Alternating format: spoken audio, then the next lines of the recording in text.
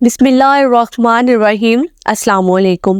امام علی علیہ السلام کی خدمت میں ایک شخص آ کے پوچھنے لگا، یا علی، انسان کے جسم کی ہر چیز معجزہ ہے، لیکن انسان کے جسم میں کوئی ایسا معجزہ ہے جسے انسان ناواقف ہو؟ بس جیسے ہی یہ پوچھا گیا تو امام علی علیہ السلام نے فرمایا، ہاں، اللہ نے انسان کے جسم میں ایک ایسی چیز کو معجزہ رکھا ہے جس سے انسان ناواقف ہے۔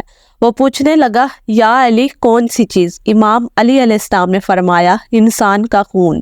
یاد رکھنا، اللہ نے انسان کے خون میں انسان کے علم اور تجربات کو محفوظ رکھا ہے، جو انسان اپنی آنے والی نسل کو وراثت میں دیتا جاتا ہے تاکہ آنے والی نسل پچھلی نسل سے زیادہ تحقیق کر سکے۔ میں نے اللہ کے رسول سے سنا ہے کہ جیسے جیسے زمانہ آگے چلتا جائے گا، آنے والی نسل پچھلی نسل سے زیادہ ترقی یافتہ ہوگی، کیونکہ ان کو علم اپنے والدین کے خون سے وراثت میں ملا ہے۔ ان کے پاس وہ تجربات بھی ہوں گے جو وہ سیکھتے ہیں، اور وہ تجربات بھی جو ان کے والدین نے سیکھے۔ تبھی اللہ نے یہ چاہا کہ آنے والی نسل پچھلی نسل کا احترام کرتی رہے، کیونکہ آج وہ جہاں بھی ہیں ان میں کہیں نہ کہیں ان کے والدین کے تجربات اور علم شامل ہے۔ لیکن افسوس، اس زمین پہ عنقریب ایک ایسا زمانہ آئے گا جب اولاد والدین کا احترام کرنا چھوڑ دے گی اور اپنے آپ کو اعلیٰ با علم اور ترقی یافتہ سمجھے گی۔